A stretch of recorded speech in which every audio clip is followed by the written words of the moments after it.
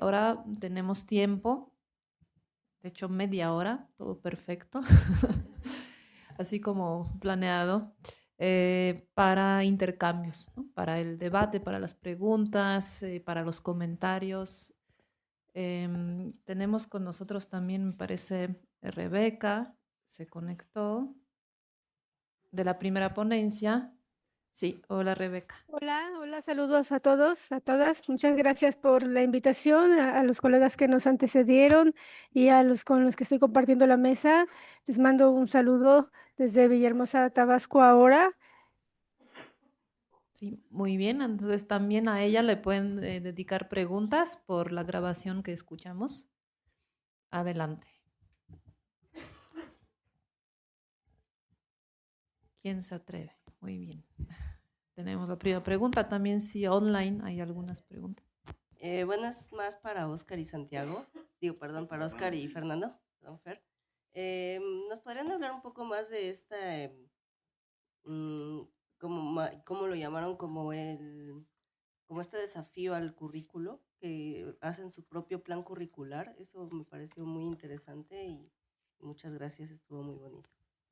Y felicidades también a Ariane y a Rebeca, y a la distancia. Hola, Rebeca. Hola, hola a todos, saludos. Tengo, mientras se están animando, voy a leer la pregunta de la red. Marsunam pregunta, ¿son las cooperativas y las formas de economía solidaria una verdadera alternativa al capitalismo? Para que apunten. ¿Alguien más del público quiere comentar?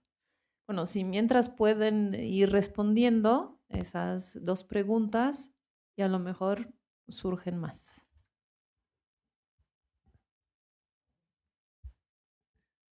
Sí podemos sostener que el currículum es una categoría dominante que nos ha impedido mirar más allá, ser otra cosa. Y a lo mejor en universidades como esta, como las grandes universidades, no se cuestiona, no se dice porque ya está hecho. Pero aquellas universidades, aquellas escuelas en donde está todo por hacerse, en donde las tenemos que hacer nacer, porque no hay nada para atender a la gente, entonces estamos en la posibilidad de innovarlo todo, incluso planes y programas de estudio, porque estamos en posibilidades de ejercer nuestra autonomía, esa que pudimos conseguir con mucho esfuerzo, brincando la represión, incluso la cárcel. Eh, Hemos hecho escuelas donde no hay nada, un terreno o no hay terreno incluso para poder atender a chiquitos, a adolescentes, los rechazados, los que eran rechazados, los excluidos.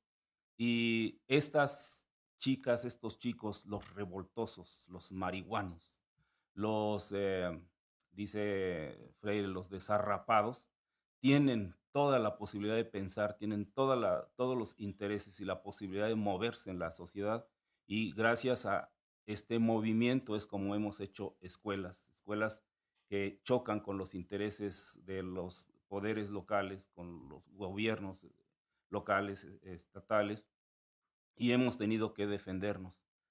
Esa es la materia para aprender cómo defendernos, cómo crear escuelas, cómo atender las adicciones, cómo atender la enorme energía que tienen los chicos para que no sea canalizada a la droga o a la violencia, sino que sea canalizado en talleres. Cómo resolver el problema del agua, porque a veces hay muchas escuelas que están dejando de dar clases porque no tienen agua. A nosotros nos sobra. Tenemos 1 millón de litros en la prepa 55, 1 millón de litros esperando a ser consumidos, ya sea en la producción agroecológica, ya sea en el consumo humano. Estas son las materias que hay que aprender para resolver problemas comunitarios y ambientales, para que efectivamente construyamos un proyecto político sustentable. La lucha política es otra materia a aprender. Y entonces la realidad nos está diciendo qué es lo que hay que aprender y para qué. Hacia dónde nos encaminamos. Tiene que ser a un mundo distinto, no a un mundo que nos han impuesto. ¿Esto qué implica? Desafiar al currículum, encontrarnos con la no verdad. Y cuando nos encontramos con la no verdad, en este momento estamos creando, autogestionando nuestro camino formativo. Nuestro camino formativo atraviesa por materias, porque hay que entregar papeles formales, en donde hay calificaciones, donde hay créditos, en donde hay dieces o nueves u ochos o reprobación. Para nosotros esto no tiene sentido. Lo que tiene sentido es que aprendamos de la realidad y que la transformemos. Por eso es que hemos creado a la Universidad Nacional Comunitaria, porque no había nada.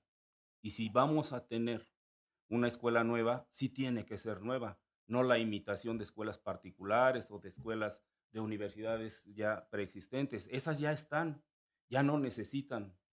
Quizás sí, cada quien lo dirá. Pero las nuevas tienen que ser de otras maneras, que exploren lo inexplorado, que inauguren lo que hace falta.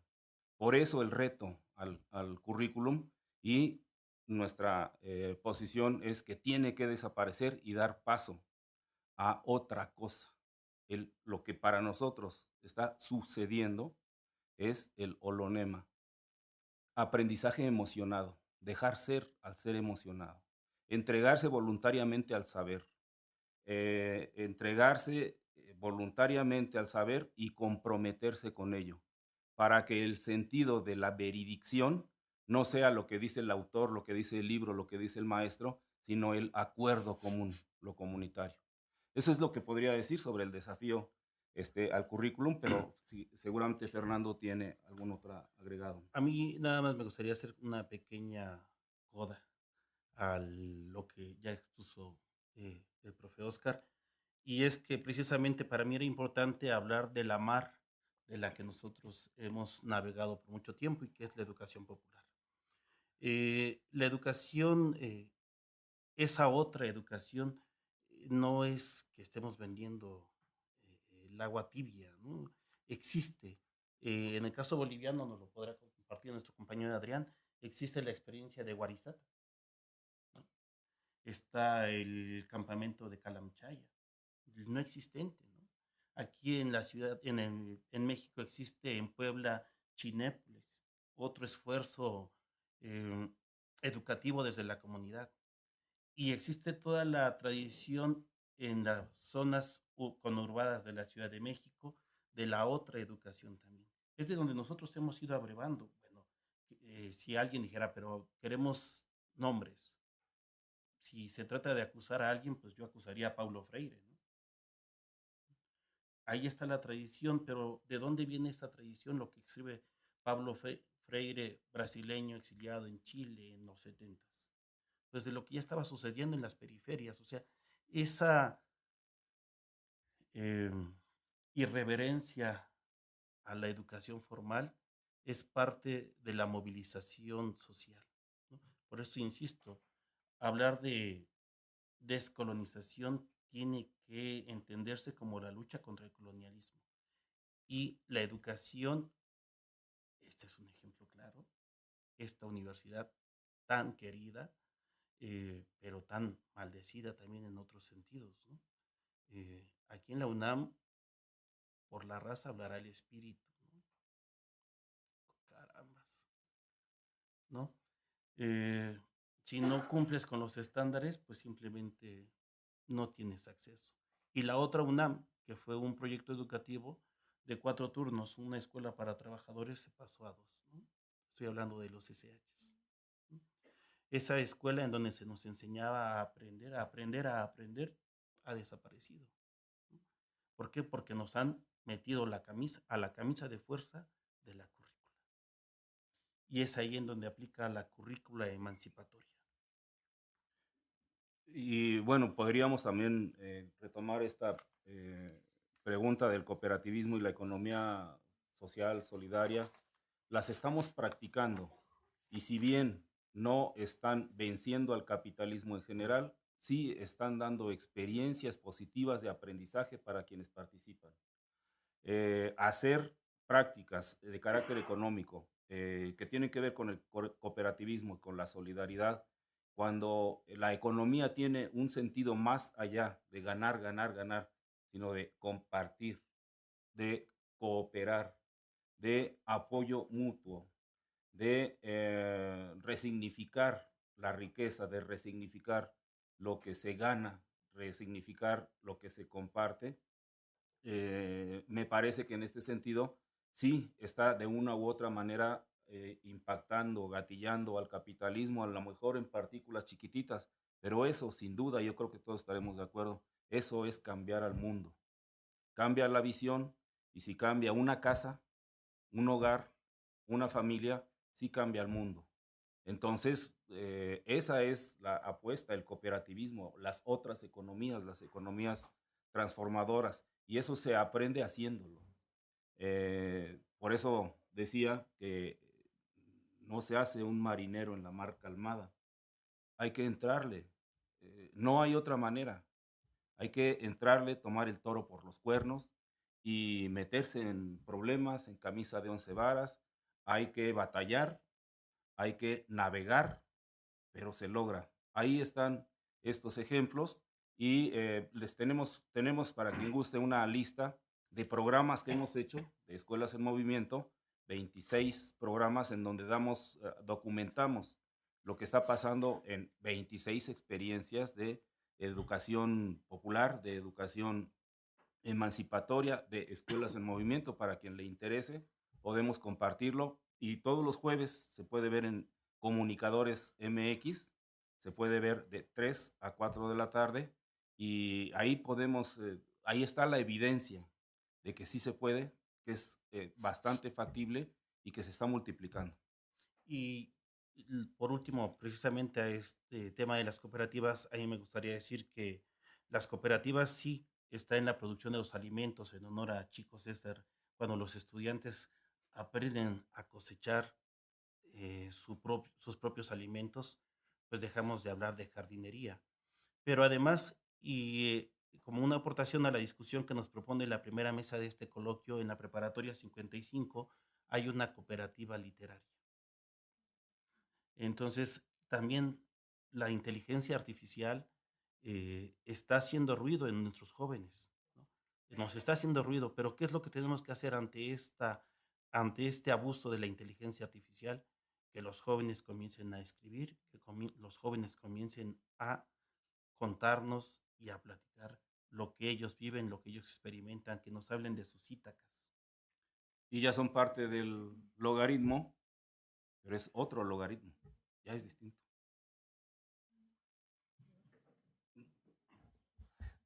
Sí, antes de dar la voz también a nuestras ponentes online y Arián, ¿hay más preguntas? ¿Ya nacieron? ¿Ya germinaron? Si no, yo junto las mías y así ya podremos todos contestar, porque en lo que aquí en esa mesa queríamos juntar era la economía y la ecología, ¿no? Que se atravesaron además con el tema de la educación, ¿no? Con el tema del ocio, con el tema de cosmopolíticas. Pero esos ecos del griego oikos me llama la atención justo la coincidencia de la Ítaca, porque la Ítaca es oikos, es el hogar, ¿no? Estamos regresando al hogar. Entonces, en ese sentido, planteo también esa pregunta, ¿qué es esa Ítaca, el oikos, donde queremos regresar? Si quieren profundizar en eso, ¿qué serían esas otras lógicas, ¿no? Económicas y al mismo tiempo ecológicas? La pregunta, Arián, por el ocio, porque eso lo mencionaste, que esas políticas de modernización desde el Estado que tenían que mejorar la vida en las comunidades, sacar de la pobreza en cuanto al desarrollo, progreso, ¿no? ¿Cómo, si puedes desarrollar cómo influyeron en la práctica del ocio, para juntarlo con lo que decía Rebeca, ¿Y qué sería entonces para ti, desde tu reflexión, una descolonización de la economía o que las mismas comunidades proponían como descolonización de la economía, ¿no? Sí, porque entendí que no es lo que el gobierno finalmente aplicó. También en ese caso, Rebeca, si quieres añadir algo más sobre ese ocio eco, ¿no? De relacionamiento con el mundo natural y espiritual, del que también nos habló Patti. Y Patti, si tú quieres añadir eso de las cooperativas y la economía solidaria, si tiene algo que ver con lo que presentaste de las cosmopolíticas, cómo las cosmopolíticas se vinculan con lo económico también, ¿no? Si podrías juntarlo. Y mi pregunta ya fue respondida también. Muchas veces escuchamos, sembrar lechugas no va a salvar el mundo, ¿no? No va a cambiar el mundo. ¿Qué pueden esas economías alternativas, esas cosmovisiones contra el monstruo que es el capitalismo y que es el Estado, como inviables, ¿no? Entonces, a lo mejor, bueno, aquí ya escuchamos, pero a los demás y las demás nos podrían también compartir la fuerza y la potencia de esas prácticas alternativas. Gracias. ¿Quién quiere empezar? Rebeca, vamos como por el orden. ¿Nos escuchas? Sí, Sí. sí, los escucho, muchas gracias. Bueno, respecto a su pregunta de cómo se... ¿Podemos subir el volumen, por favor? Ok. Ahí, ¿me escuchan mejor? Sí. Hola. Sí, sí, adelante. Sí, respecto al comentario, a las preguntas que hemos y lo que alcancé a escuchar, una disculpa porque el internet de aquí está bastante fallando muchísimo. Y bueno, sobre el ocio y lo eco o lo ecológico, ¿no? Bueno, este contacto con el mundo natural y lo espiritual me parece que es fundamental en ese sentido para poder dar pie y paso a la contemplación. Creo que también es en este mundo capitalista en el que vivimos, todo a prisa, todo con un tiempo a velocidad, a grandes dinámicas y demás, me parece que la contemplación, lo espiritual y el contacto con la naturaleza nos da esa base, ¿no? Esa vuelta al hogar y nos pone los pies en la tierra para poder pensar de mejor forma, ¿no? Darnos un respiro, siempre esa contemplación que el contemplar la naturaleza, el cielo, las estrellas, ¿no? No es precisamente algo ocioso, ¿no? Tiene que ver con esa conexión con el espíritu, yo creo, y con eso que nos hace falta también con la humanidad, ¿no? El contacto con la tierra, con la naturaleza, para volvernos más sensibles, ¿no? Ante este mundo capitalista y justo como lo presentaron los compañeros, ¿no? El sembrar, el cosechar, el compartir en común. Todo esto es lo colectivo, lo que nos va a llevar a un cambio distinto y a una alternativa al capitalismo. Sí, muchas gracias, Rebeca. Ahora, Arián.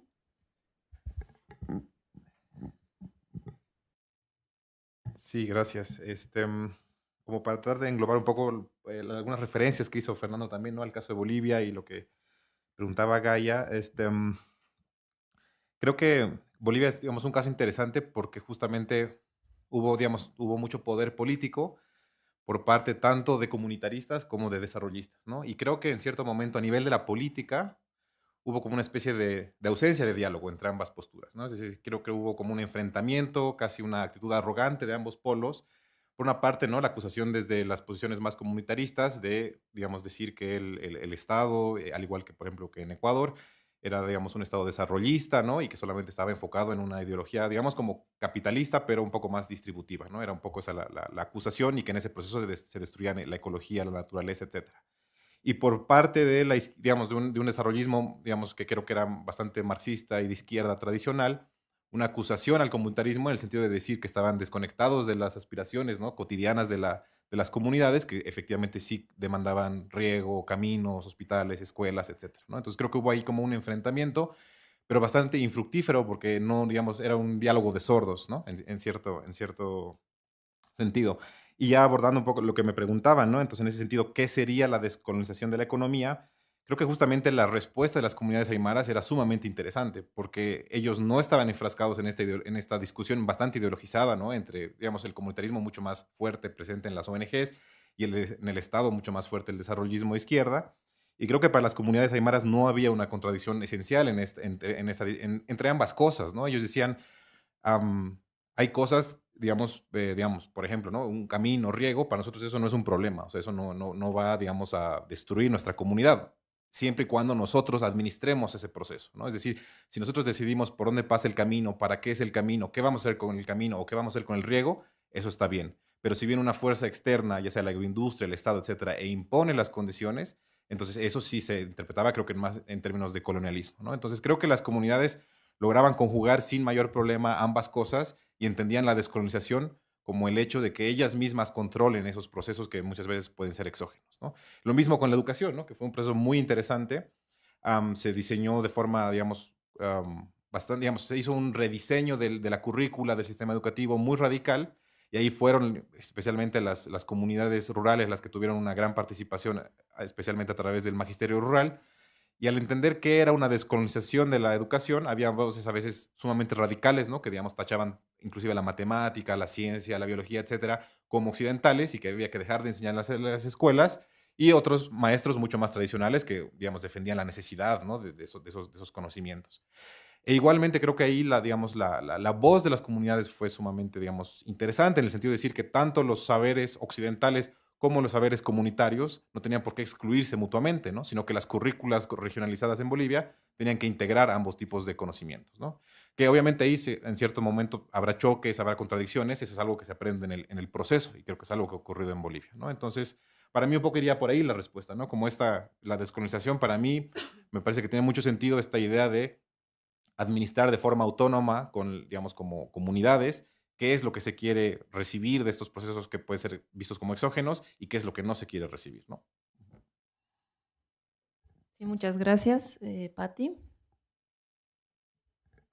Eh, bueno, encuentro que también hay mucha conexión entre todas las ponencias, bueno, con Rebeca, con los compañeros también. Bueno, no sé si ahí, Gaia, estabas anunciando, estabas ahí hablando un poco, refiriéndote a lo mejor, no sé si cometo una inferencia en eh, eh, decir que, bueno, estábamos por publicar próximamente un libro que justamente se llama Vuelta a Loicos, eh, en Sí, el que cual es también... el libro del proyecto, ¿no? Y que Sí, retoma mucho de lo que debatimos el año pasado en ese coloquio anual. Así que vamos a... sí. Sí, gracias a ti Y por anunciar. justamente conectando ahí con lo que comentaban los compañeros, esta vuelta a ese hogar, a esa unidad como primordial de la sociedad, donde lo que habíamos visto, por lo menos yo con los que he trabajado, de algunos de los autores que más he trabajado con Karl Polanyi, cuando en La Gran Transformación él rescata o desentraña ciertos principios de comportamiento económico de otras culturas no económicas. Y es justamente uno de los principios es el principio de la autonomía en el sentido de la producción para el consumo propio, además de la redistribución y de la reciprocidad, junto con el intercambio. Entonces hay algo de primordial y de como que conecta, de alguna forma, como una red que conectara estas distintas posibilidades de generar sociedad en toda su complejidad, con economía, con política, con sociedad, porque estas dimensiones no están sectorizadas como en nuestras sociedades. Entonces hay vínculos ahí en la satisfacción de necesidades dentro de lo doméstico, incluyendo también a los otros seres los otros seres no humanos, las otras formas de existencia, en que yo creo que ahí estaría la clave de plantear no solo como la alternativa para el sistema capitalista, sino como una forma de enfrentar lo que estamos eh, viviendo y a lo que nos estamos acercando a pasos agigantados con esta crisis civilizatoria del mundo como lo conocemos y que no lo estamos tomando en serio y que justamente hay que estar, a lo mejor prepararse desde esas pequeñas vueltas a eso doméstico, a esa unidad doméstica, que para mí el canto de sirena sería un poco eso que nos pierde en el camino y que nos hace a lo mejor pensar que el final del camino no es volver a esa unidad primordial, sino que es, por ejemplo, todo el sistema de consumo y de estándares sociales que nos pone la sociedad hegemónica y que en el cual estamos todos de alguna forma un poco atrapados, ¿no? Con todo esto de los sistemas, bueno, los sistemas académicos para mantenerse, teniendo un trabajo con el cual sobrevivir en este sistema, nos tiene justamente sin ocio, sin tiempo para eh, conectarnos, que era un poco lo que quería también rescatar en esa cita de Stenger, que habla justamente sobre desacelerar el razonamiento y crear una oportunidad para despertar una conciencia ligeramente diferente de los problemas y sentidos que nos movilizan. Yo creo que ese sentido de crear, generar esos espacios de entre comillas vacíos que realmente son reconexiones a esa unidad primordial que nos da ese hogar que lo encontramos en lo comunitario, en establecer esas relaciones de solidaridad, como decía la compañera que preguntó. El cooperativismo es uno también de las expresiones, pero como esas hay miles de expresiones de esa unidad primordial y que nos podemos articular también en esas propuestas diversas, incorporando también lo no humano, la naturaleza de la que somos parte. Puede sonar un poco utópico, pero si vemos que realmente hay un montón, o sea, la mayoría de las culturas, excepto la capitalista, lo tenían muy incorporado dentro de sus formas de comprender la vida y de organizar la vida en cosas bien cotidianas y bien concretas dentro de cómo incluso administran y gestionan su tiempo, como explicaba Rebeca. No sería tan utópico, sino que es justamente ese regreso a ese hogar. Eso. Muchas gracias, Patti. Y a lo mejor todavía los compañeros Fernando, Oscar, quieren cerrar. Bien, bien. Bueno, sí, seguramente que ha de ser una actitud muy, muy generalizada cuando dicen que las lechugas no van a salvar el mundo. En el siglo XVI, la papa salvó a la Europa de las grandes hambrunas. Eh, yo quisiera, porque a lo mejor es algo de lo que yo esperaba que nos iban a preguntar y no ha surgido, porque a lo mejor no quedó suficientemente enfatizado, pero la Universidad Nacional Comunitaria tiene diferentes sedes, es multisede. Tenemos una sede en Juan N. Méndez, en la Sierra, en la Mixteca Poblana. Existe una sede en la delegación Ixtapalapa, en la colonia en Miravalles. Existe la sede en Chicoloapan, Texcoco. Existe en Cuautlalpan. Existe la otra sede en Santo Tomás Apipilhuasco, en Texcoco. Y Tepetlaustoc. Y existe la invitación para que se desarrolle una sede en San Andrés Tuxtla y la otra sede en Baja California, en Comando.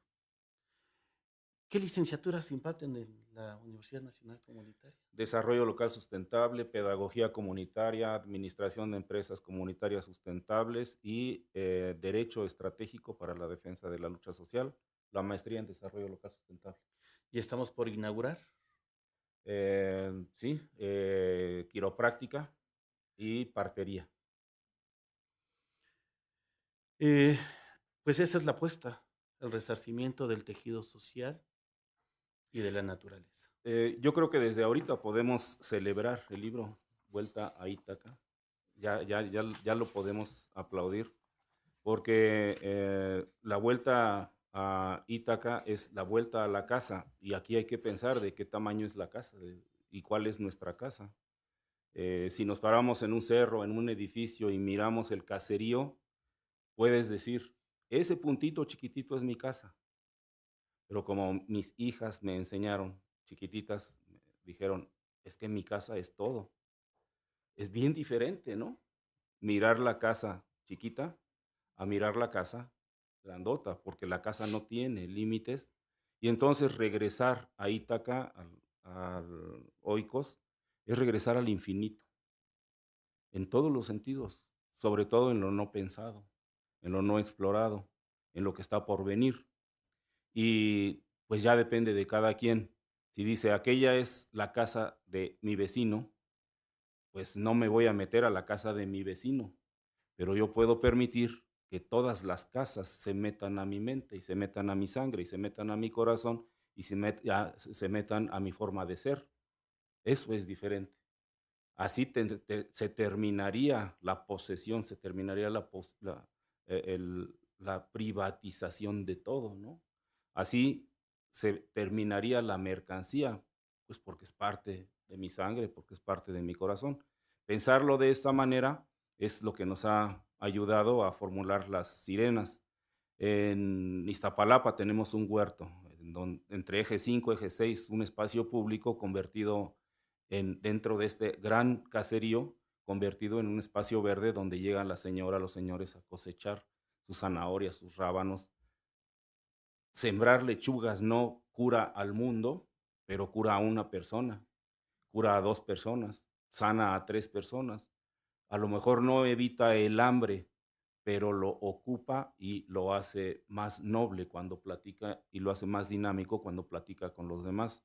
Ese es un espacio dentro del caserío, es un espacio verde y no ayuda para la economía esa que nos han enseñado, sembrar lechugas, pero para la nuestra sí, y la nuestra está por construirse, está por inaugurarse, es infinita, solo es cosa de que pues nos resignemos a esa infinitud y que la adoptemos y que la aceptemos pues con todo el corazón. Con eso termino. Sí, muchas gracias. Aplausos.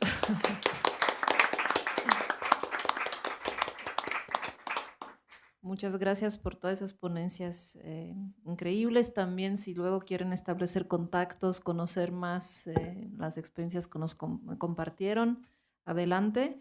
Damos por cerrada esa segunda mesa del coloquio y invitamos por la tarde, tenemos 2 actividades paralelas.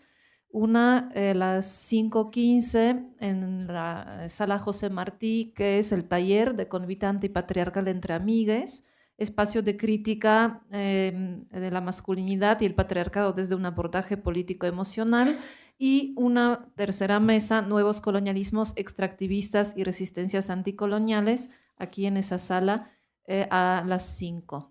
Entonces, muchas gracias por la atención, gracias al público presencial y virtual, y nos vemos por la tarde. Gracias. Muchas gracias. Saludos, Pati. Saludos a todos. Saludos. Gracias. Gracias, Pati. Gracias, Rebeca. Adiós. Bye. Un gusto Adiós. verte.